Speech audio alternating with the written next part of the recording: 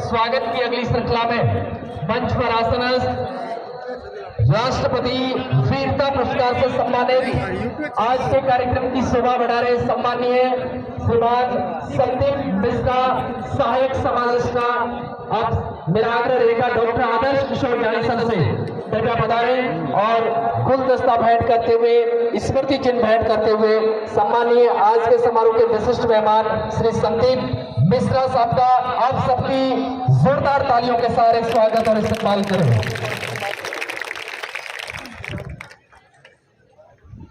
चंदन की खुशबू चौखट पर बिछाते हैं, पवित्र भाव से खुशी के दीप जलाते हैं। हमारे अतिथि आए हैं आज भगवान बनकर, हमारे भगवान को हृदय से तिलक लगाते हैं। स्वागत की अगली श्रृंखला में आज के कार्यक्रम में हमारे बीच में उपस्थित श्रीमती निर्मला पुरोहित वीरांगना कीर्ति चक्र अमर शहीद वीपी पुरोहित, आपका गुलदस्ता भेंट कर स्वागत और अभिनंदन करने के मेरा आग्रह रहेगा। श्रीमती प्रियंका राज पुरोहित, आपसे आग्रह रहेगा पधारे और आप गुलदस्ता भेंट करते हुए स्मृति चिन्ह भेंट कर स्वागत और अभिनंदन करें।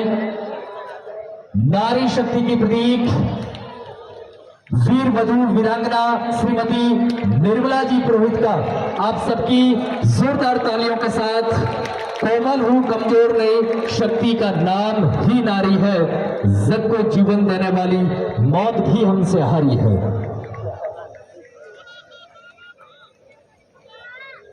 कार्यक्रम के अगले पायदान पर स्वागत की अगली श्रृंखला में मंच पर आसनस्थ सम्माननीय श्रीमान ब्रिगेडियर प्रशांत सिंह कुंवर जालिपा ब्रिगेड, आपका गुलदस्ता और स्मृति चिन्ह के माध्यम से इस्तेमाल करने के लिए मेरा आग्रह रहेगा। श्रीमान सुबोध शर्मा सर, आपसे आग्रह रहेगा पधारें और गुलदस्ता भेंट करते हुए स्मृति चिन्ह भेंट कर सम्मानीय ब्रिगेडियर साहब का स्वागत और अभिनंदन करें।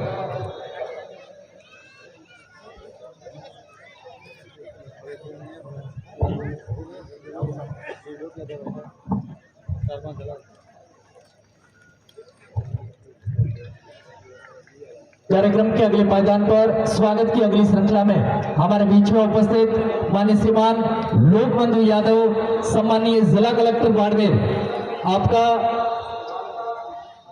गुलदस्ता भेंट करते हुए स्मृति चिन्ह के माध्यम से स्वागत और इस्तेमाल करने के लिए मेरा आग्रह रहेगा। श्री निखिल जैन, आपसे आग्रह रहेगा कृपया पधारें और सम्मानीय लोक बंधु यादव सर का कार्यक्रम थार के वीर तृतीय के दिव्य मंच पर स्वागत और अभिनंदन करें।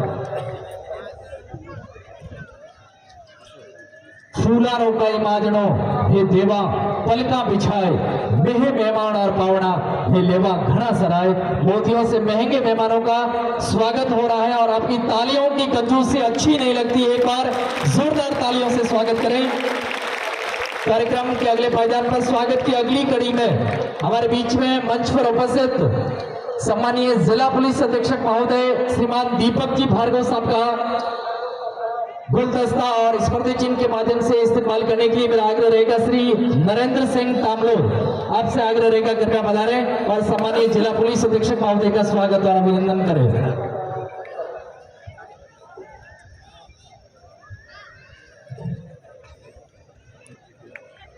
स्वागत की अगली श्रृंखला में मंच पर आसनस्थ माननीय श्रीमान group captain AP Singh, station commander air force station Uttarlai, मेरा आग्रह रहेगा सम्मानीय प्रदीप सिंह जी से कृपया पधारें और आज के कार्यक्रम के विशिष्ट मेहमान ग्रुप कैप्टन साहेब श्रीमान एपी सिंह साहब का स्वागत और अभिनंदन करें। क्या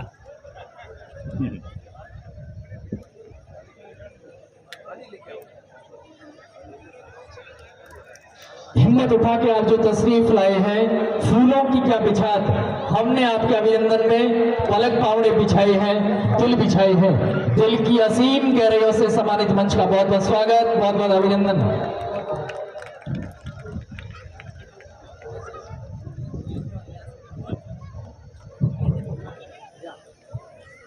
है नमन उनको, है नमन उनको कि जो इस देह को अमरत्व देकर इस जगत में शौर्य की जीवित कहानी हो गए हैं। है नमन उनको कि जिनके सामने बौना हिमालय जो दरा पर गिर पड़े पर आसमानी हो गए हैं। मैंने भगवान राम नहीं देखे, वो हमारे देवता हैं। मैंने भगवान श्री कृष्ण भी नहीं देखे, वो भी हमारे देवता हैं। लेकिन मैंने अपने वो रक्षक देवता देखे हैं जो वर्दी पहन के सीमा पर खड़े हैं और देश की रक्षा कर रहे हैं। मैं पुलिस के सिपाही और फौज की वर्दी को सलाम करती हूँ, नमन करती हूँ और इनसे बड़ा देशभक्त किसी को नहीं मानती। The President of the nation stands on the foundation that has been laid on the lives of the freedom fighters. These martyrs sacrificed their lives to ensure that the future generation gets the freedom from chains of slavery. I salute all the freedom fighters and soldiers out there. जी हाँ, अगर माटी के पुतले देह में ईमान जिंदा है, माटी के पुतले देह में ईमान जिंदा है, तभी इस देश की समृद्धि का अरमान जिंदा है। ना भाषण से है उम्मीदें, ना भाषण से है उम्मीदें, ना वादों पर भरोसा है। जवानों की बदौलत ही मेरा हिंदुस्तान जिंदा है। जी हाँ, जवानों की बदौलत ही मेरा हिंदुस्तान जिंदा है। कार्यक्रम के अगले पायदान पर बाड़मेर की धन्य धरा पर शहीदों के सम्मान में शहीद परिवारों के साथ में परिवार सा रिश्ता जोड़ने की ये जो परंपरा बनी है, इस परंपरा के संवाहक टीम थार के वीर के संरक्षक साहिबान माननीय श्रीमान रावत त्रिभुवन सिंह जी गढ़ बाड़मेर, आपसे गुजारिश कृपया पधारें और आज बाड़मेर की धन्य धरा पर आयोजित हो रहे कार्यक्रम थार के वीर तृतीय का इस कार्यक्रम के अंदर पधारे हुए तमाम मेहमानों का अपने स्वागत उद्बोधन के माध्यम से संबोधित करें। रावत त्रिभुवन सिंह जी। कहा जाता है बड़े खुश नसीब होते हैं वो लोग जिनका लहू देश के काम आता है। आओ मिलकर याद करें उन वीरों को जिनकी बदौलत आज हम इस स्वर्णिम हिंदुस्तान में रह रहे हैं। सर्वप्रथम मेरे इस और विराजमान सभी शहीद परिवारों को नमन करता हूं। तत्पश्चात भारत के सर्वोच्च सम्मान से सम्मानित परम वीर चक्र से सम्मानित कैप्टन बाना सिंह जी का बाड़मेर की इस धरती पे हार्दिक स्वागत और अभिनंदन करता हूं। कैप्टन बाना सिंह जी के साथ ही हमारे इस कार्यक्रम में पधारे कमांडेंट चेतन चीता सर का बाड़मेर की इस धरती पे बहुत बहुत स्वागत करता हूं। कीर्ति चक्र से ही सम्मानित राहुल माथुर सर का भी मैं इस थार की धरा पर बहुत बहुत स्वागत करता हूं। Assistant commandant Sandeep Mishra sir, एक ऐसी शख्सियत जो आज हम सब लोगों के लिए बहुत बड़ा आदर्श है। बहुत सारे लोग यहाँ ऐसे हैं जिन्हें ईश्वर की वजह से बहुत सारी सुख नसीब में नहीं होते, पर ऐसे बहुत कम वीर होते हैं जिनका शरीर का कोई ऐसा अंग खराब हो जाए फिर भी देश सेवा को नहीं छोड़ते। सिर्फ ऐसे ही लोग हैं जिनकी बदौलत आज हम इस तरह का कार्यक्रम दिल्ली से 800 किलोमीटर दूर बाड़मेर की धरती पे करते हैं। सर, मैं आपका बाड़मेर की इस धरा पर बहुत बहुत स्वागत और अभिनंदन करता हूं। मैडम पुरोहित, आपके सम्मान में मैं सर झुकाता हूं। मैं आपके इस एहसान को कभी चुका तो नहीं सकता, पर मैं यदि ईश्वर हमारे यहाँ पे ईश्वर को नमन करता हूं और आपका बहुत बाड़मेर की धरती पर स्वागत करता हूं। बाड़मेर के जिला कलेक्टर महोदय तो हमारे अपने हैं, उनका हम कैसे स्वागत करें। जिला फिर भी मंच की मर्यादा को ध्यान में रखते हुए मैं बाड़मेर के जिला कलेक्टर लोक बंधु यादव साहब, हमारे सम्माननीय एसपी साहब, बाड़मेर के आर्मी स्टेशन के कमांडर ब्रिगेडियर कन्वर साहब, स्टेशन कमांडर उत्तरदाई ग्रुप कैप्टन एपी सिंह साहब और हमारे इस कार्यक्रम को आयोजित करने में अपना सबसे ज्यादा वक्त देने वाले बीएसएफ के कमांडेंट एमपी सिंह साहब और पूरे के पूरे जिला प्रशासन, पुलिस प्रशासन, भारतीय सेना, बीएसएफ, एनसीसी और सभी स्वयंसेवी संस्थाओं का बहुत आभार प्रकट करता हूं कि आप लोगों की वजह से बाड़मेर में हम इतना बड़ा कार्यक्रम आयोजित कर पाए। मैं हमारे अतिथियों को बताना चाहूंगा कि ये बाड़मेर की वो धरा है जहां जनरल मनोज जैसे इंसान ने जन्म लिया। उनके बारे में कहा जाता था उनके बारे में उनके रिटायरमेंट के बाद एक पाकिस्तानी ब्रिगेडियर ने लिखा था कि 1971 की लड़ाई के बाद बहुत सालों तक उन्हें ख्वाब आया और हमेशा उन्हें लगता था कि जनरल हनून मौत बनकर उनके सामने खड़े हैं। ये वही मालानी की धरा है जहां जनरल हनून जैसे वीर हुए। ये बाड़मेर वही क्षेत्र है जहां से धर्माराम जी जैसे वीर हुए जिन्हें शौर्य चक्र का सम्मान मिला है। बाड़मेर वो धरा है जहां अशोक चक्र, महावीर चक्र, शौर्य चक्र, लगभग 15 के आसपास सेना मेडल, 28 के आसपास मेंशन इन डिस्पैच के मेडल हमारे यहाँ के वीरों को दिए गए। लगभग 28 के आसपास भारतीय सेना के शहीद हैं, लगभग 2 से 3 के आसपास बीएसएफ के शहीद हैं। बाड़मेर वो धरा है जहां सिविलियंस ने भी अपनी जान देश के लिए दी है। मैं आपको बताना चाहूंगा कि 1965 की लड़ाई में हमारे यहाँ के 17 भारतीय रेल के सिपाहियों ने अपनी जान पाकिस्तानी अटैक के अंदर दे दी। हम आज उनका भी आपके माध्यम से, इस मंच के माध्यम से सम्मान करना चाहेंगे। बाड़मेर की पुलिस एक ऐसी पुलिस है जो बॉर्डर पे भी लड़ी है। 1965 की लड़ाई में बाड़मेर की तत्कालीन आरएसी पाकिस्तान के साथ बॉर्डर पे लड़ी और उसमें हमारे पुलिस के भी कुछ जवान शहीद हुए। आज हम उनका भी सम्मान करना चाहेंगे। मेरे सामने विराजमान सभी भाइयों का और बहनों का मैं बहुत बहुत नमन करता हूं कि आप लोगों ने इस कार्यक्रम में आके यहाँ 4 चांद लगाए। मैं मेरे अतिथियों को बताना चाहूंगा कि थार के वीर का यह कार्यक्रम हमारा पूरा का पूरा जिला मिलकर, जिला प्रशासन, पुलिस प्रशासन और यहाँ मौजूद इस ट्रेन को सीमा तक पहुंचाने में राष्ट्र रक्षार्थ कई साथियों ने अपने प्राणों का उत्सर्ग कर दिया। इस दौरान श्री प्रताप चंद्र ने बेहतरीन कौशल का प्रदर्शन करते हुए रेलगाड़ी को हमले से बचाते हुए गंतव्य स्थान पर ले जाकर ही दम लिया। आपकी असाधारण राष्ट्रीय सेवा, आपके अदम्य साहस और पराक्रम हेतु तत्कालीन राष्ट्रपति महामहिम सर्वपल्ली डॉक्टर राधाकृष्ण ने आपको अशोक चक्र द्वितीय श्रेणी प्रदान कर अलंकृत किया, तो भारतीय रेलवे गौरवान्वित होगी।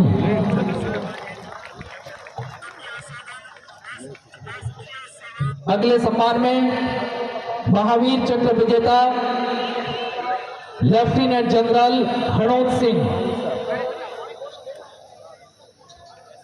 जी हाँ, गांव ठिकाना जसोल, जिला बाड़मेर, राजस्थान।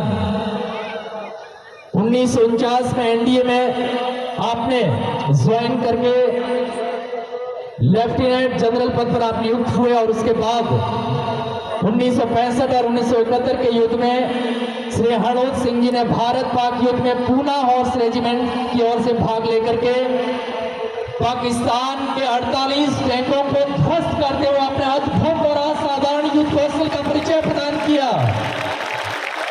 जी हां, आपकी अद्वितीय रणनीति से पाकिस्तान के 48 टैंकों को देश नाबूद कर दिया गया। इस युद्ध के कारण ही भारतीय सेना लाहौर को घेरने में सफल हुई और जिससे सन 1971 की लड़ाई में भारत पाकिस्तान के शकरगढ़ क्षेत्र में विजयी हुआ। आपको इस अदम्य वीरता के लिए महावीर चक्र प्रदान कर सम्मानित किया गया। आपके परिवार का मान सम्मान करते हुए यह मंच स्वयं को गौरवान्वित महसूस करता है। अगली श्रृंखला में शौर्य चक्र जगमाल सिंह, एयरफोर्स।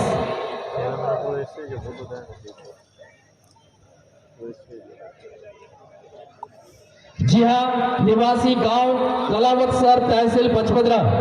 भारत पाक युद्ध 1971 में आपने भारतीय वायुसेना में फ्लाइंग लेफ्टिनेंट के पद पर कार्य करते हुए हवाई हमलों के माध्यम से दुश्मन सेना के ठिकानों को ध्वस्त करते हुए उनके दांत खट्टे करते हुए अद्भुत वीरता का युद्ध कौशल प्रदर्शित किया। इस अदम्य सैन्य सेवा के लिए आपको 1971 में तत्कालीन राष्ट्रपति महोदय महामहिम वीवी गिरी जी द्वारा शौर्य चक्र प्रदान कर सम्मानित किया गया। आपके परिवार का मान सम्मान और बहुमान करते हुए यह मंच गौरवान्वित महसूस करता है।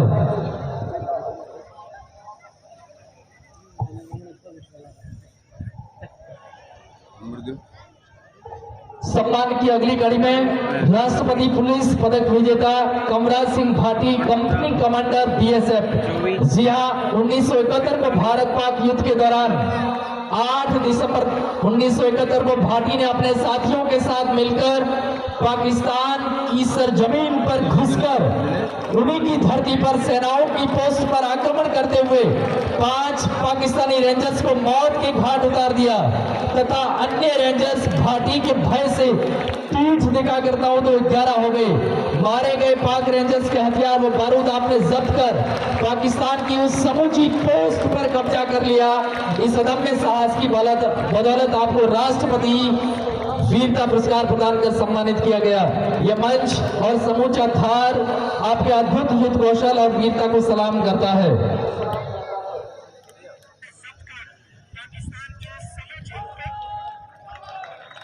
सम्मान की अगली श्रृंखला में चिंगारी आजादी की सुलगी मेरे जहन में है, इंकलाब की ज्वालाएं लिपटी मेरे बदन में है, मौत जहां जन्नत हो ये बात मेरे वतन में है, कुर्बानी का जज्बा जिंदा मेरे कफन में है। कार्यक्रम के अगले पायदान पर मेरा आग्रह रहेगा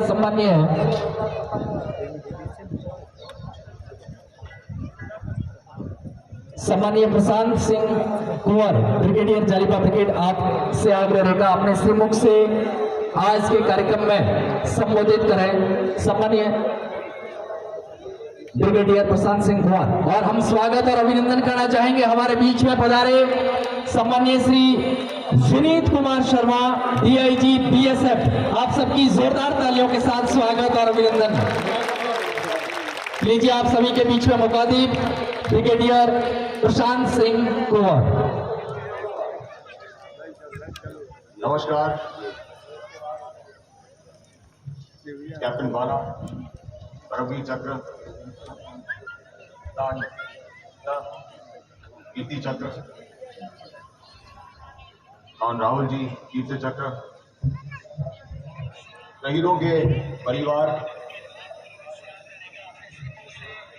मंच पे उपस्थित बाकी कारीगर, सिविल एडमिनिस्ट्रेशन, डीएम साहब, एसपी और बाड़मेर के नागरिकगण, सबसे पहले तो मैं भारतीय सेना की तरफ से हमारे शहीदों को श्रद्धांजलि और नमन अर्पित करना चाहूंगा और उनके परिवारों को तहे दिल से बहुत बहुत शुक्रिया और उनका शुक्रगुजार हूं। आज आर के वीरों का जो ये कार्यक्रम आयोजित किया गया है, ये बाड़मेर की जज्बे को दर्शाता है, इसके ऊपर यहाँ के जितने भी योद्धा और जितने भी शहीद हैं, उनकी उस तपस्या और उनके उस बलिदान को अच्छे तरीके से व्यक्त करता है। तो मैं भारतीय सेना की तरफ से आप सबको ये एश्योरेंस देना चाहता हूं कि हम बाड़मेर और बाड़मेर के सरहद पर कोई भी दुश्मन की कोई गलत नीति या उसके किसी गलत इरादे के लिए पूरी तरह से तैनात हैं और जरूरत पड़ने पर उसको एक करारा जवाब देने के लिए हमेशा अपने अपने कार्य के लिए पूरी तरह से तैयार हैं। और मुझे मोर और इसमें एक तरह से एश्योरेंस आप लोगों से मिलती है, क्योंकि जब मैं देखता हूं बाड़मेर में ना कि सिर्फ बीएसएफ और बाकी जितनी भी हमारे फोर्सेस हैं, उसके अलावा भी चाहे वो रेलवेज में या किसी भी और प्रकार से हमारे जो पहले की जो लड़ाइयां हो रखी हैं उसमें सबका बहुत योगदान रहा है। तो मुझे पूरा विश्वास है किसी भी तौर से इस इलाके की जो सुरक्षा है और इस इलाके की जो डेवलपमेंट है वो बहुत हद तक सिक्योरिटी और सेफ्टी के जो कंसर्न्स हैं और जो हमारा नेशनल इंटरेस्ट है उसके आधार पर आपको कभी पीछे नहीं देखना पड़ेगा। और ये आप सबके लिए एश्योरेंस है कि इस इलाके में फौज की तरफ से इमरजेंसी मीटिंग में गांधीनगर गया था, लेकिन लगातार चलते हुए यहाँ पहुँचा हूँ। थोड़ा देर हो गया, उसके लिए माफ़ी चाहता हूँ।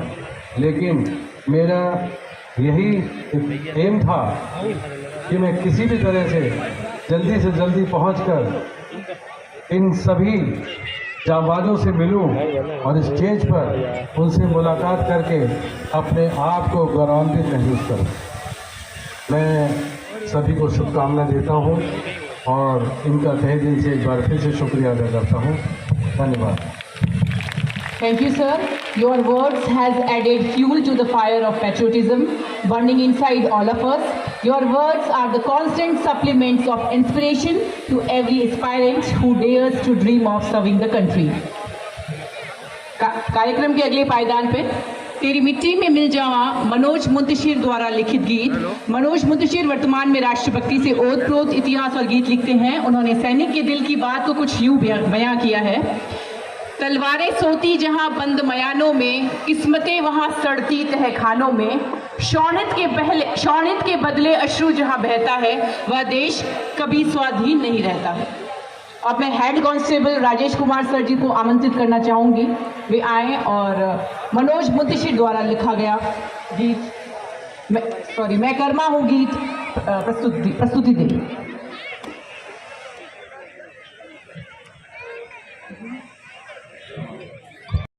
हमारे शरीर की हड्डियां गल जाती है।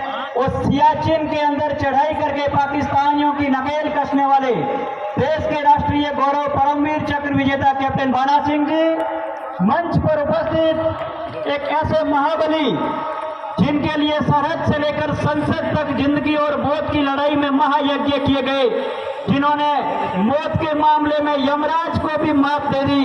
अपना स्वयं का सीना उन्होंने गोलियों से छलनी कर दिया, लेकिन 130 करोड़ हिंदुस्तानियों का सीना जो है चौड़ा कर दिया। ऐसे आज के कार्यक्रम में मंच पर उपस्थित महाबली चेतन चीता सर, मंच पर उपस्थित कश्मीर में पाकिस्तानी आतंकवादियों की नकेल कसने वाले सीआरपीएफ के डिप्टी कमांडेंट कीर्ति चक्र विजेता राहुल माथुर सर, बीएसएफ के एक ऐसे विशेष व्यक्ति जिनके दिल में हिंदुस्तान धड़कता है और हिंदुस्तान के उस प्रत्येक व्यक्ति के लिए वो मिसाल है जो जिंदगी की मौत और जिंदगी की लड़ाई में अक्सर हार जाता है। ऐसे लोगों के लिए प्रेरणा का केंद्र मैं चाहूंगा कि जोरदार तालियों से हम संदीप मिश्रा सर का हार्दिक स्वागत और अभिनंदन करें। मंच पर उपस्थित नारी शक्ति के रूप में हम सबका मनोबल बढ़ाने वाली बीएसएफ के सीनियर कमांडेंट वीपी को भेजा गया। मैं अपनी पार्टी के साथ गया, वहां पर हम लोगों ने ऑपरेशंस किए और उसमें 11 दिसंबर को हमने एक मिलिटेंट को कुछ एम्यूनिशन के साथ पकड़ा। 13 दिसंबर को हम ज्वाइंट पेट्रोलिंग कर रहे थे आसाम पुलिस के साथ। एक जिप्सी आगे थी, पीछे 2.5 टन था।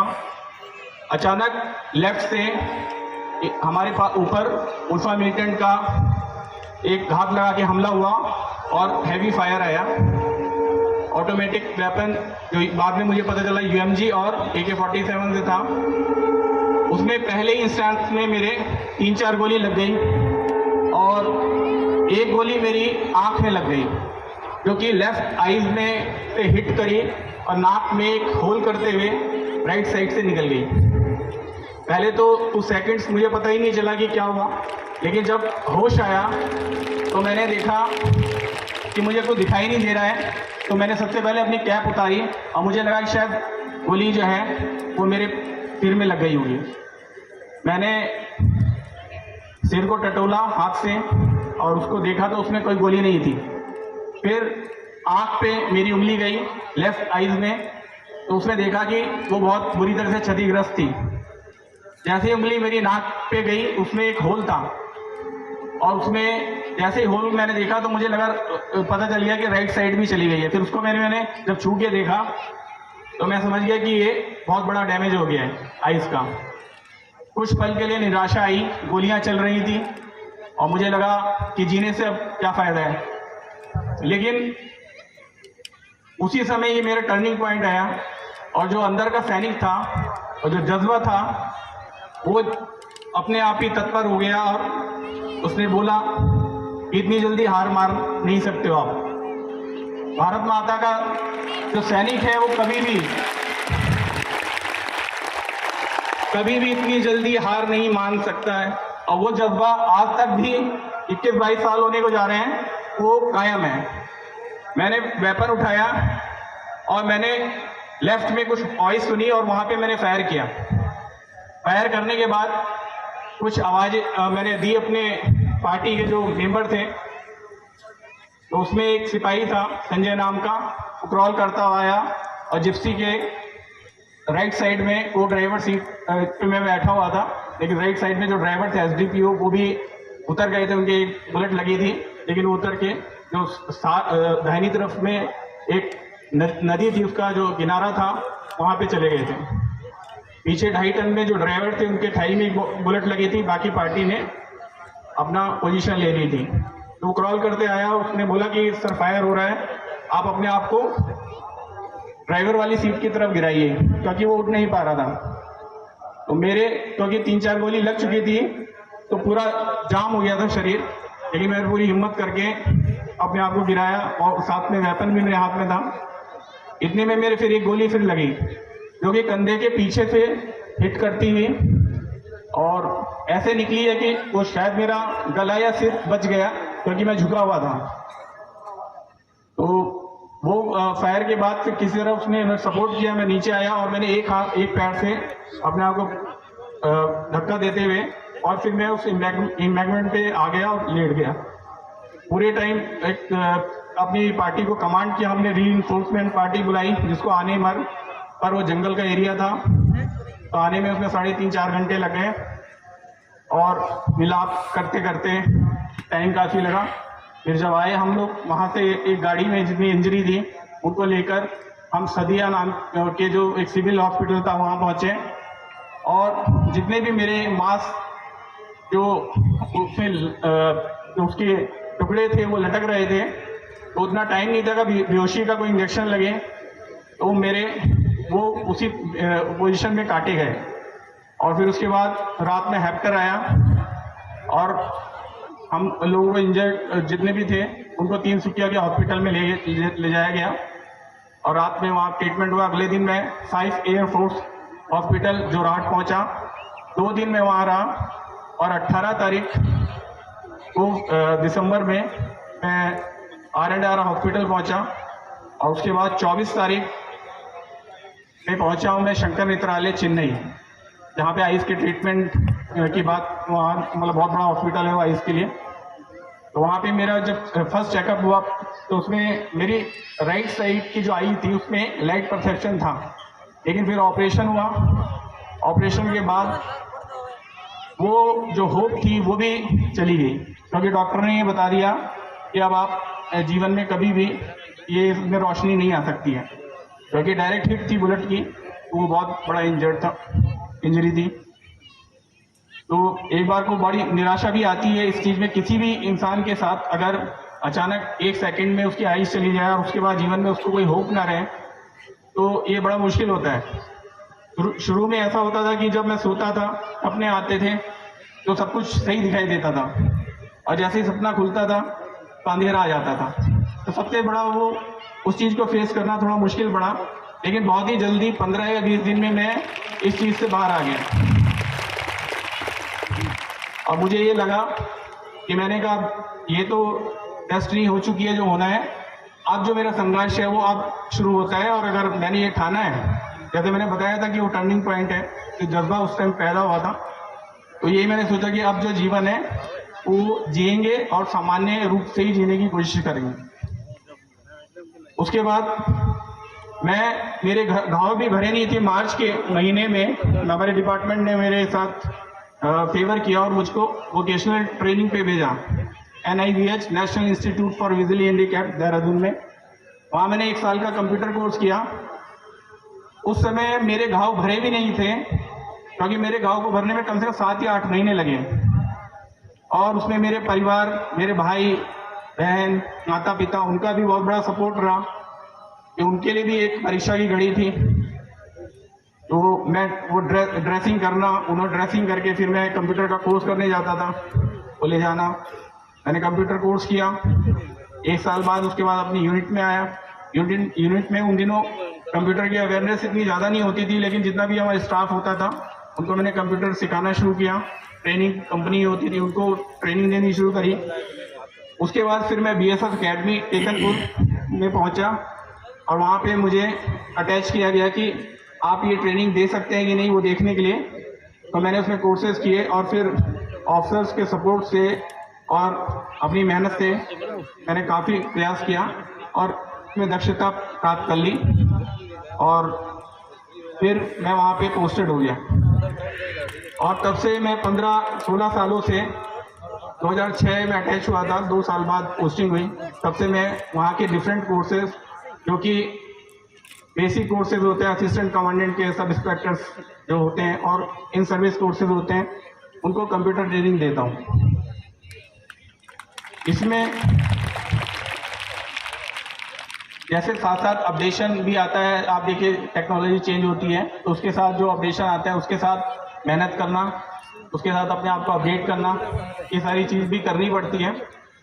व्यक्तिगत तौर पर जब परिवार ने प्रेशर देना शुरू किया या उन्होंने ये चिंता करी कि इसका विवाह भी करना चाहिए, तो शादी के लिए उन्हें एक मैट्रिमोनियल दिया और सन 2004 में उस मैट्रिमोनियल को जो मेरी धर्मपत्नी है उन्होंने पढ़ा और उन्होंने उसी समय ये निर्णय ले लिया कि मैं शादी नहीं करूँगी। और एक सामान्य और अच्छे घर के होने के बाद, अच्छी डायनेमिक पर्सनालिटी होने के बाद, ये चीज़ जो है वो बहुत किसी भी लड़की के लिए बहुत मुश्किल काम होता है ऐसा डिसीजन लेना। ये भी अपने आप में एक बहुत बड़ी बहादुरी थी।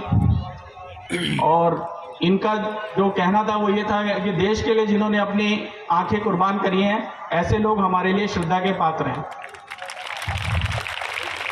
पिछले 18 साल से हम लोग एक साथ अपना जीवन जो है, जो संघर्ष मेरा सिंगल था वो डबल हो गया और हम दोनों मिलकर संघर्ष करने लगे। हमारा जीवन जैसे सामान्य नहीं हो सकता, सामान्य ही रहेगा हमेशा, लेकिन हमने हमेशा कोशिश करी कि हम सामान्य तरीके से रहें और अभी भी हम दूसरों की मदद करना या सहयोग करना उसमें तत्पर रहते हैं। 2007 में मेरी बेटी का जन्म हुआ और अब हम लोग जो है सामान्य जीवन व्यतीत करते हैं पिछले इतने समय से। इसमें मैं देखिए इतना जो समय बीता है, 21 साल स्ट्रगल के, इसमें मैं यही पाता हूँ कि मेरी इस कहानी में जो एक सबसे पहले है कि मेरा लक्ष्य भारत माता की सेवा करना या अपनी सर्विस के लिए जो मेरा एम है वो लक्ष्य, उसको प्राप्त करना।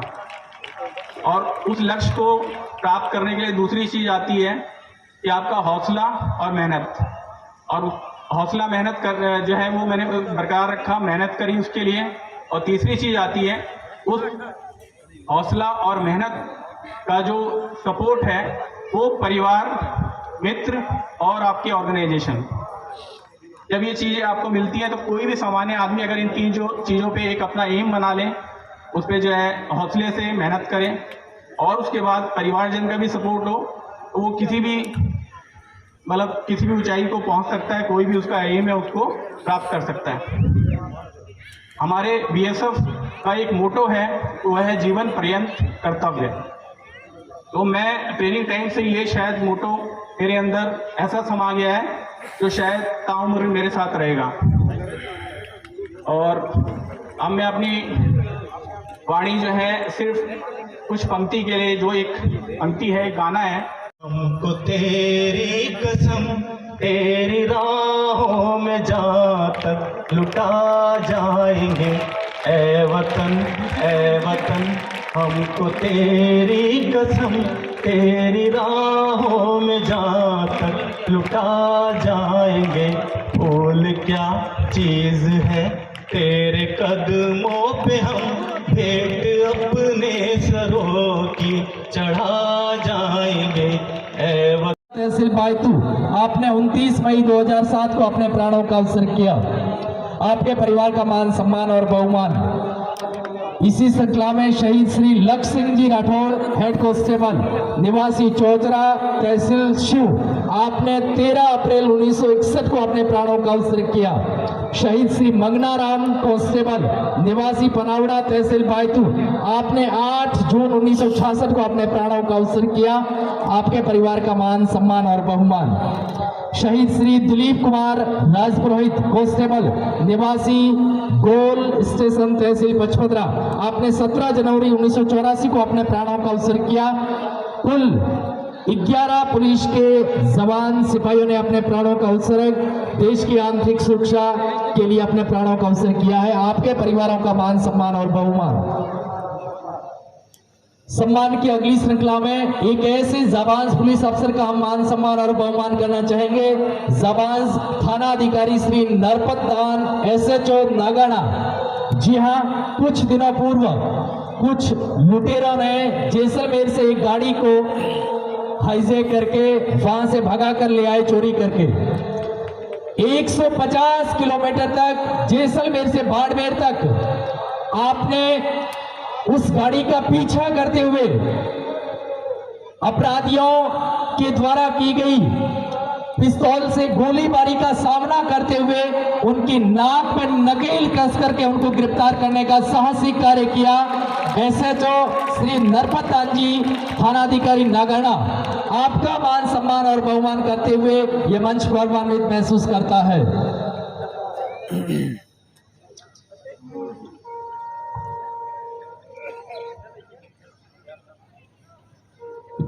कार्यक्रम के अगले पायदान पर मैं गुजारिश करना चाहूंगा,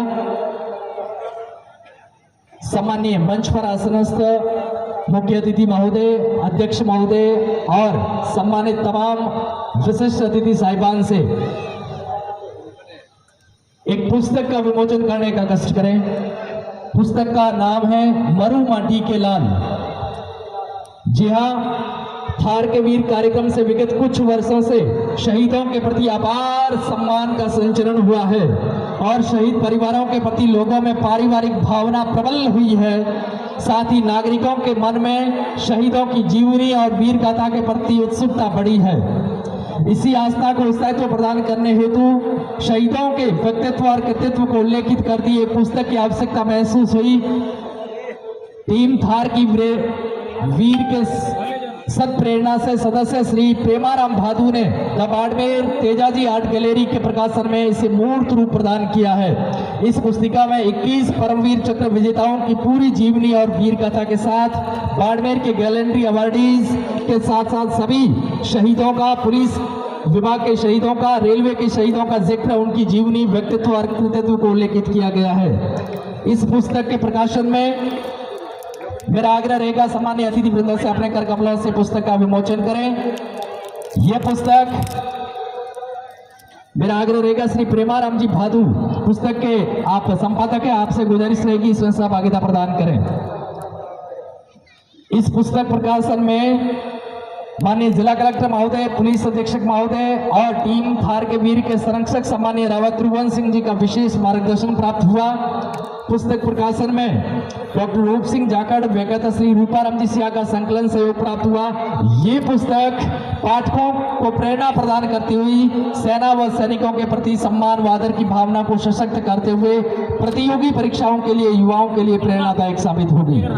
एक बार जोरदार तालियां बजा करके पुस्तक प्रकाशन और विमोचन की शुभकामनाएं प्रदान करें। इस पुस्तक के प्रकाशन में Shri VR Saran, proprietor VR travels पुस्तिका प्रकाशन में विशेष सहयोगी रहे, आपका बहुत बहुत शुक्रिया।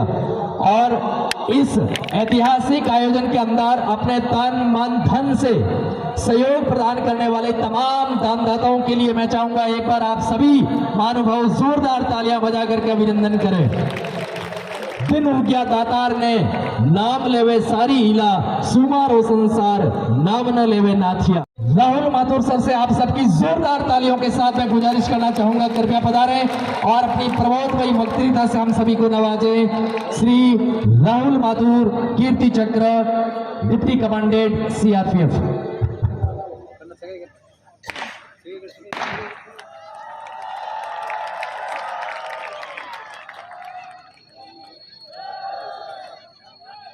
आदरणीय शहीद परिवार के सभी गण, DIG सर, ब्रिगेडियर साहब, ग्रुप कैप्टन साहब, SP साहब, PM साहब, बाकी मेरे सीनियर्स और बाड़मेर की पूरी जनता,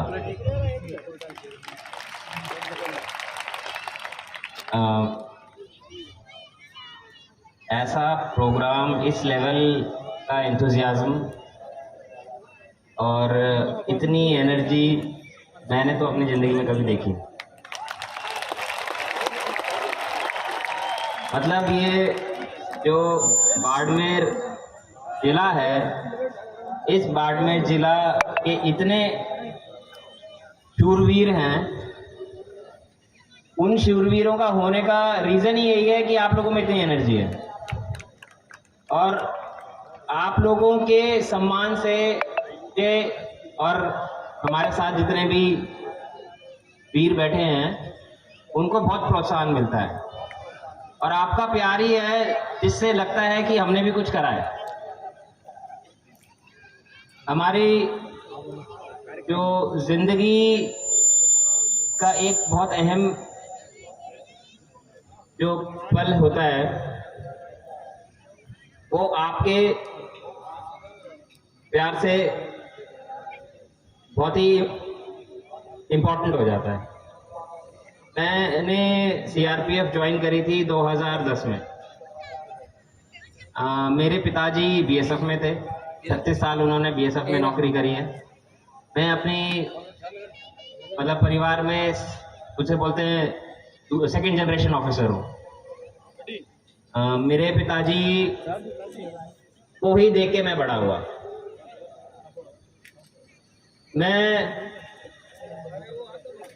जब भी उनको देखता था, यूनिफॉर्म पहनते थे, पी कैप लगाते थे, तो मैं बहुत इंस्पायर होता था। मुझे ये लगता था कि जिंदगी में अगर ये यूनिफॉर्म मिल जाए तो बस और कुछ नहीं चाहिए।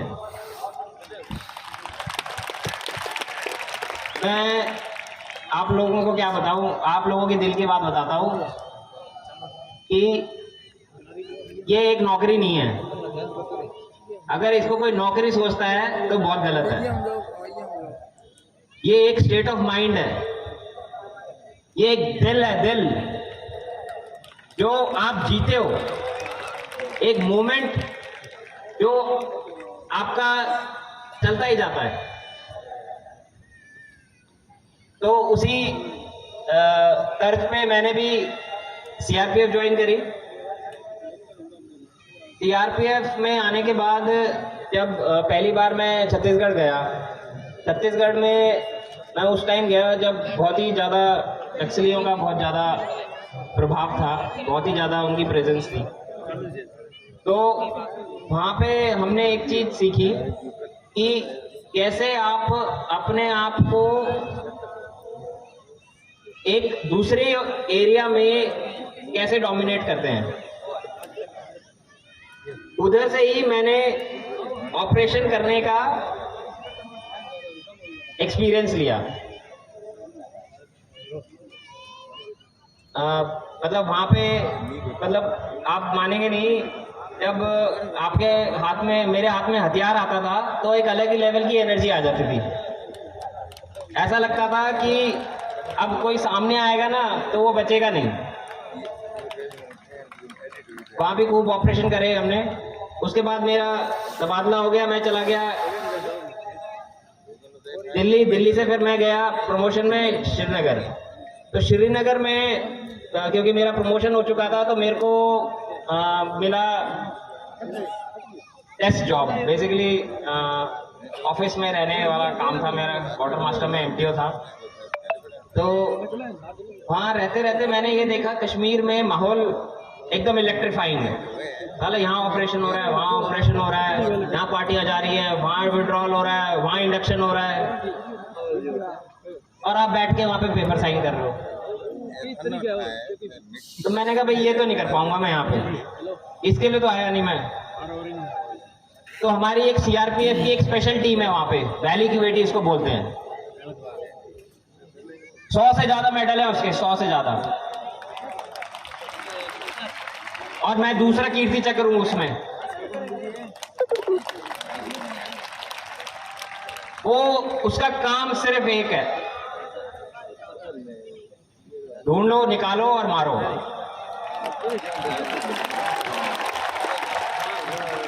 और कोई काम नहीं। और रात को निकलते थे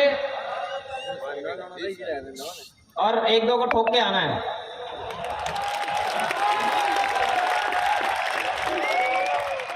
वो टीम में जब मैं गया तो मैंने देखा टीम में सारे मेरे जैसे आ रखे हैं। मतलब भाई ड्राइवर भी ऐसा ही, बोला सर गाड़ी चढ़ा दूं इस पे, मिलिटेंट फायर कर रहा है, बोला सर गाड़ी चढ़ा दूं। तो हमारी टीम वैली की बेटी सीआरपीएफ की इतनी ड्रेडेड थी कि जब गाड़ियां निकलती थी, हमारी ड्रिल थी, आपको इंफॉर्मेशन मिली और आपको श्रीनगर और पेरीफेरी वाला एरिया हमारा था, आपको इंफॉर्मेशन मिली, आधे घंटे में आपको लोकेशन पे पहुंच जाना है।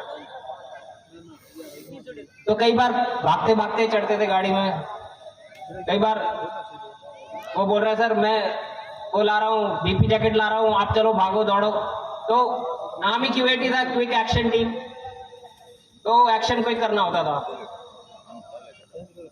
ऐसे करते अब जैसे जैसे टाइम जाता गया, जैसे जैसे काम समझता गया, क्योंकि छत्तीसगढ़ से बहुत फर्क था यहाँ पे।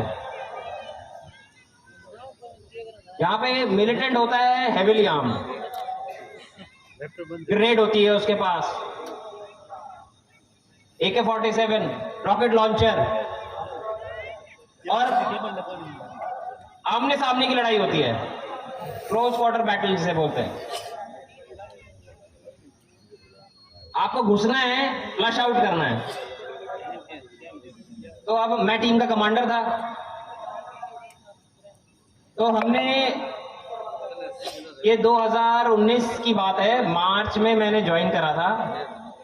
2019 मार्च से 2020 अप्रैल तक शायद से ऐसी कोई रात होगी जहां हम गए नहीं होंगे बाहर ऑपरेशन करने के लिए, बट हमको कोई सक्सेस नहीं मिली। हम जाते थे, सर्च करते थे, वापस आ जाते थे। मैं बहुत निराश हुआ पहले साल में अपने वैली क्यूएटी में। तो मेरे को लगा यार ये कभी मेरा हथियार चलेगा भी कि नहीं। तो अब यही सोचते सोचते, पर जज्बा इतना जबरदस्त था कि एक तो स्पेशल टीम का मैं कमांडर हूं, उसका इतना मतलब ग्लोरियस इतिहास है। तो हमारा पहला कांटेक्ट हुआ मार्च में, मई में फर्स्ट टाइम आमने सामने की लड़ाई। और अच्छा वहां पे क्या है, आपको मिलिटेंट को तो मारना ही है, सिविलियंस को भी बचाना है। सिविलियंस हमारा टारगेट नहीं है, सिविलियंस को बचाना है, सेफ जगह पे पहुंचाना है और मिलिटेंट को न्यूट्रलाइज करना है। मिलिटेंट हर उस जगह पे पकड़ के बैठा है जहां पे आप सोचते हैं कि इस लोकेशन से फायर आसानी से डाला जाए। ये सिलसिला चलता रहा, ये तो मैं पहले इसकी ऑपरेशन की बता रहा हूँ, सिलसिला चलता रहा। और मतलब हमने 3-4 महीने में 11 मिलिटेंट मार दिए थे। तो जोश बहुत हाई था। जैसे आप लोगों का है ना। अब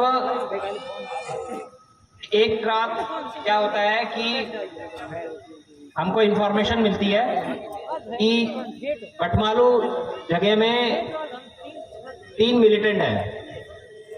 अच्छा, इससे पहले मैं आपको बैकग्राउंड बताता हूँ। इससे पहले क्या हो रहा था, जाने से पहले, इस ऑपरेशन से पहले हमारे यहाँ पे श्रीनगर और उसके आसपास बहुत सारे इंसिडेंट हुए जिसमें मिलिटेंट क्या कर रहे थे, जा रहे थे और नाके पे फायर करके इंजर्ड कर जाते थे, किसी भी सिविलियन एरिया में ग्रेनेड लॉक कर देते थे। तो उन्होंने बिल्कुल बहुत ही माहौल खराब कर रखा था एरिया का। तो हमारी मीटिंग ये उसमें डिसाइड हुआ कि भाई ये किसी ना किसी तरीके से तो न्यूट्रलाइज करना ही है आपको। तो हमने स्ट्रैटेजी बनाई J&K पुलिस के साथ, और उसके बाद हमने अपने काम पे लग गए और हमको एक बार थोड़ी सी हमको खबर मिल गई कि ये 3 मिलिटेंट इस एरिया में आए हैं और कुछ ना कुछ जरूर वारदात करेंगे। तो हम भाई, हमारा वैलिक्यूटी का जो पूरा सिस्टम होता है वो स्टार्ट हुआ और हम लोकेशन पे पहुंच गए। अब लोकेशन में पहुंचते हैं तो आप प्लानिंग भी करते हैं। तो प्लानिंग में उसमें क्या था कि जो कमांडर था उसको अपनी टीम को लीड में जाना था और एग्जिट पॉइंट ब्लॉक करना था। तो मैं अपनी टीम के साथ एग्जिट पॉइंट पे पहुंचा। एग्जिट पॉइंट हमने जब वहां मैं पहुंचा तो वहां जाके पता चला वो एरिया ऐसा है जैसे भिड़ा है, एकदम भीड़ी भीड़ी गलियां, बिल्डिंगें, लोग। हम रात को जाते थे 2 बजे करीब रेड करने।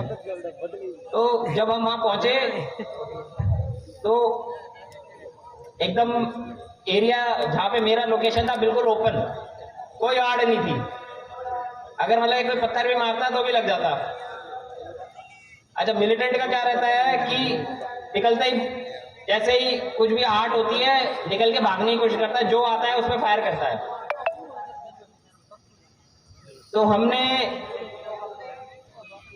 ये सोचा मैंने कि भाई मैं कमांडर हूं, ओपन एरिया है, कोई प्रोटेक्शन है नहीं, हम एक ही मतलब मैं आगे रहूंगा, मेरे पीछे ही मेरे लड़के रहेंगे। इनकेस अगर मैं ही उनकी आड़ बना। और हमने ये करा कि भाई यहां से हम अपने टारगेट को अप्रोच करेंगे। इतनी देर में हमको बिल्डिंग में मूवमेंट दिख गया। बिल्डिंग में क्या हो रहा था कि सिविलियंस थे और पूरी फैमिली टाइप थी। बिल्डिंग जो थी वो एक ग्राउंड फ्लोर की सिर्फ बिल्डिंग थी। तो अब मैं उसमें देख रहा हूँ बिल्डिंग में, दूसरे साथ वाली बिल्डिंग से ध्यान दे रहा हूँ, तो उसमें एक बंदा मेरे को दिखता है, काला पजामा पहने। वो बंदा जो है सस्पेक्टेड होता है, बट उसको ये बता दिया जाता है कि जी ये तो घर वाला है, हमारा रिश्तेदार है, वो आया है बाहर से। वो अपने बेड पे बैठा हुआ था, बेड से निकल के जाता है और किचन में जाके पानी पीता है और फिर गायब हो जाता है। क्योंकि अभी तक हम बहुत सारे ऑपरेशन कर चुके थे और टीम का पूरा जो सिस्टम था वो पूरा सेट था। तो अब ये हुआ कि अब हमको जो घर का है वो क्लियरेंस करना है। तो फिर हमने घर था, उसकी कंपाउंड वॉल थी। कंपाउंड वॉल में से मैंने छलांग मारी अंदर, मैं और मेरे साथ मेरे बडीज थे। हम अंदर गए, अंदर उसके जब कंपाउंड में मैं इधर उधर मूव कर रहा था तो मुझे लगा कि जैसे कोई अंदर बताने के बावजूद भी अंदर कोई है, पर अभी तक वो कुछ पक्का नहीं था। अच्छा, सिविलियंस भी हैं। अब सिविलियंस है तो आप जो है सिविलियन है जो आप वो उनको बचाना है।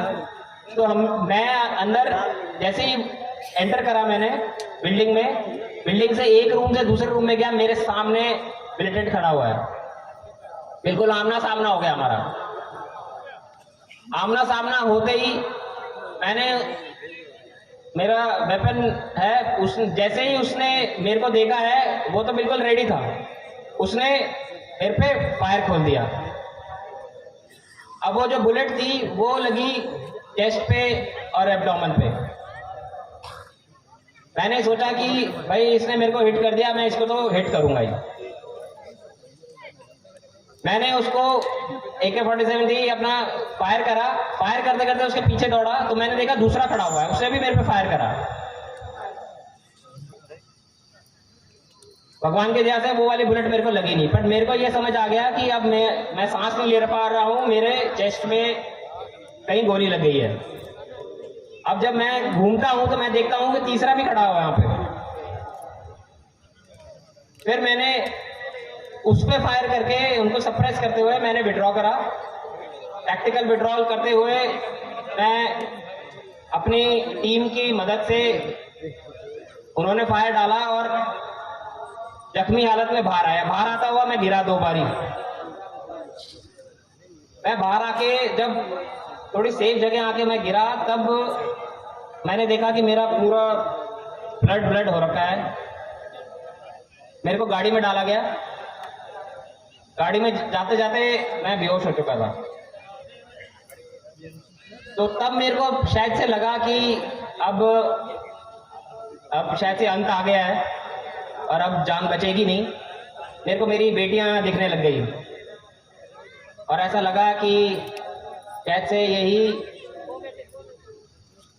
मोमेंट है। और उसके बाद मैं हॉस्पिटल पहुंचा। हॉस्पिटल में मेरी सर्जरी हुई, मेरा लंग रिपेयर हुआ है, मेरे रिब्स हैं वो टूटी हुई थी। उसके बाद मैं 9 दिन तक आईसीयू में रहा। आईसीयू में रहते रहते जब मेरे से कोई मिलने आया तो मैंने मतलब यही कोशिश करी अपनी टीम लोगों को इंस्पायर करने की कि भाई जो हो गया पर मैं ठीक हूँ, आगे का सोचना है। उसके बाद ऊपर वाले की दुआ से और शायद से लोगों की दुआ से मैं एकदम ठीक हुआ, अपने नॉर्मल काम पे पहुंचा और अभी एकदम ठीक हूँ और दोबारा जाने के लिए भी रेडी हूँ। और मौका मिलेगा तो फिर जाएंगे। और मेरा आप लोगों से यही अनुरोध है, अभी मैं खत्म करता हूं अपना, कि हिंदुस्तान एक ऐसा देश है जहां पे आपके साथ हर आदमी लड़ता है, उसका कोई मजहब नहीं होता। मेरे साथ मुसलमान, मेरे साथ सरदार, मेरे साथ ईसाई, सब रेडी हैं। कोई ये नहीं बोलता कि जी मैं नहीं देश के लिए गोली खाऊंगा। मेरे से पहले जो कीर्ति चक्र है मेरी टीम में, वो एक कश्मीरी मुसलमान है। और फोर्स में सबसे बड़ी बात यही है, कोई भेदभाव कुछ नहीं, सब आगे बढ़ के लड़ते हैं। और मैंने कभी किसी को नहीं देखा पीछे हटते हुए कि जी ये तो हिंदुस्तान तो आपका है, आप देख लो, मैं नहीं लड़ूंगा। हमको यही बात समझनी है कि कंट्री में एकता रखना बहुत जरूरी है। वही हमारी स्ट्रेंथ है। मैंने नहीं देखा कि कोई पीछे हट गया। मैं बता रहा हूं ना आपसे, मेरे साथ का यासिन तेली लड़का है, कश्मीरी मुसलमान है, आज शहीद है वो, इसलिए सिर्फ देश के लिए। तो आप लोगों से यही अनुरोध है, अपनी एनर्जी चैनलाइज करिए। देशभक्ति करने के लिए आपको जरूरी नहीं है यूनिफॉर्म पहननी है। आप कोई भी काम करते हैं ये सोचिए कि वो देश के हित में है कि नहीं है। आप अपने आप ही देशभक्त हैं। बाकी आप लोगों का बहुत सम्मान मिला। मैं हाथ जोड़ के आप लोगों से निवेदन ये करता हूं कि जो भी ये शहीद परिवार वाले हैं, इनका बहुत ध्यान रखिए। इन्होंने, परिवार वालों ने जो सैक्रिफाइस करा है वो शायद से कोई नहीं कर सकता। और इतने बड़े बड़े शूरवीरों के साथ बैठ के मेरे को बहुत ही, मेरा तो छोटा सा वो है, इतना बड़ा नहीं है, इन लोगों का बहुत बहुत बड़ा काम है। तो इसी में मैं खत्म करता हूँ। थैंक यू, धन्यवाद। जय हिंद, जय भारत। Thank you sir. माँ भारती के चरणों में प्रणाम और परमवीर चक्र विजेता बाना सिंह जी के चरणों में प्रणाम और कीर्ति चक्र विजेता श्री चेतन जीता जी के चरणों में प्रणाम और मंच पर विराजमान सभी वीर सपूतों के चरणों में प्रणाम और शहीदों के परिवार को भी प्रणाम, शहीदों को भी प्रणाम और मेरे समक्ष विराजमान सभी के चरणों में प्रणाम। मैं एक कविता सुनाने जा रही हूँ, आज़ादी का रखवाड़ा सुता मत रिजो रे। तो बड़ी सुंदर कविता है, तो इस कविता को ध्यान से सुनिएगा। आज़ादी का रखवाड़ा सुता मत रिजो रे, आज़ादी का रखवाड़ा सुता मत रिजो रे, आवेला कई मोड़ मर्ग पर बेतैरी जोरे थे चल तैरी जोरे। आपकी ताली के साथ में गाऊंगी। आज़ादी का रखवाड़ा सुता मत रिजो रे, आज़ादी का रखवाड़ा सुता मत रिजो रे, आवेला कई मोड़ मर्ग पर बेतैरी जोरे थे चल तैरी जोरे।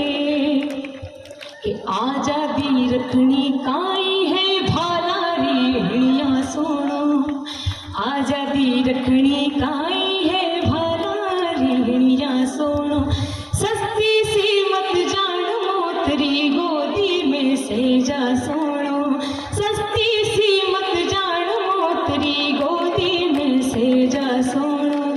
आज़ादी राखनी आजाद पग पग पर तिल तिल कटना, आज़ादी में राखे जका मौत बिना मांडे मरणो। ओ दोरी घड़ी आज़ादी आई सूझ करी जोरे, दोरी घड़ी आज़ादी आई सूझ करी जोरे, आज़ादी रा रखवाड़ा सुता मत रिजो रे, हे सुता मत रिजो रे।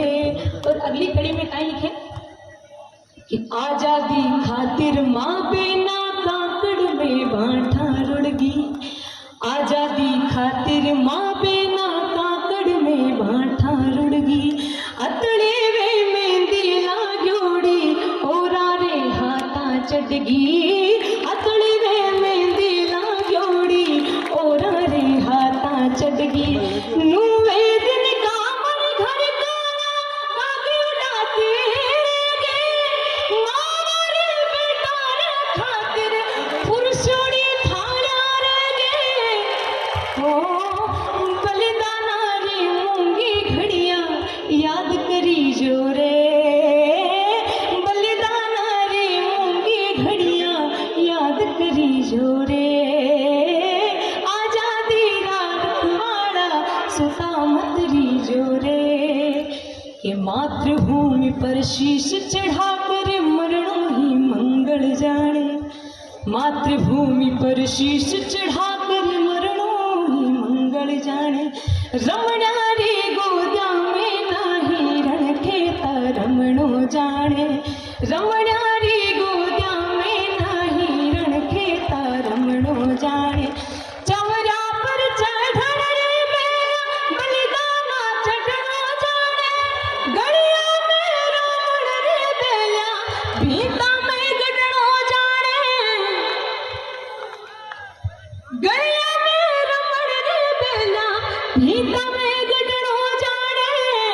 ओ बारा खिया जादे मारो मार्ग लीजो रे, बारा खिया जादे मारो मार्ग लीजो रे, आज़ादी रा रखवाड़ा सुता मत रिजो रे। के आज़ादी ने बेराखे जका मरने री मन में राखे, आज़ादी ने बेराखे जका मरने री मन में राखे, आज़ादी ने बेराखे जका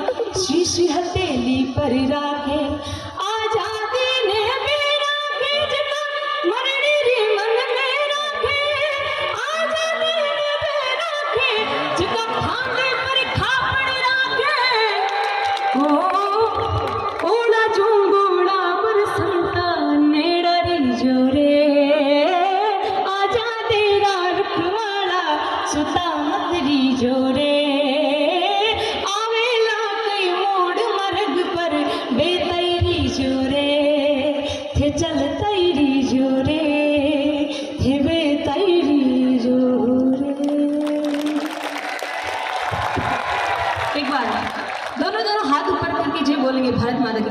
बोलो भारत माता की जय हो। क्या बात है। बहुत सुंदर, बोलिए भारत माता की, भारत माता की। बहुत शुक्रिया, बहुत बेहतरीन प्रस्तुति आप सभी के बीच में सुनीता स्वामी की श्रीमुख से। पंथरी परवा मती कर रो मती तू रहने, भूखियों में बढ़वे तो चट मिटा दे चाहने। जी हाँ, ये आजादी जो हमने हजारों लाखों लोगों की कुर्बानी के उपरांत पाई है, अनेक कुर्बान की हैं, आज उनको यहाँ पर बुलाने पर अति बहुत खुश हूँ। एक ऐसा कर्म, ये ऐसी सोच कि इस हिंदुस्तानी नौजवानों में आई है कि जो लोग काफी देर पहले चले गए थे मगर उनको याद करने वाला कोई नहीं था, वो है रवि। इन्होंने इतना प्रयास किया है, वो सर की सपोर्ट से, बीएसएफ की सपोर्ट से, आर्मी की सपोर्ट से, तब ये कार्यक्रम आगे चलने का एक अच्छा रिजल्ट मिलेगा। मिला भी है और भी मिलेगा। मैं आज खास कोई इतना स्पीकर तो है नहीं हूं, मगर क्या है कि ये कहानी जो आप वैसे तो आपने टीवी में हर जगह नेट पे सब कुछ पढ़ा है, आज बहुत लोग पढ़े लिखे। मैं सिर्फ एक उस एरिया की कहानी सुनाना चाहता हूं जो मेरे पर आप भी 1987 में हमारी बटालियन को सियाचिन में डिप्लॉय करने का हुक्म सरकार का मिल गया।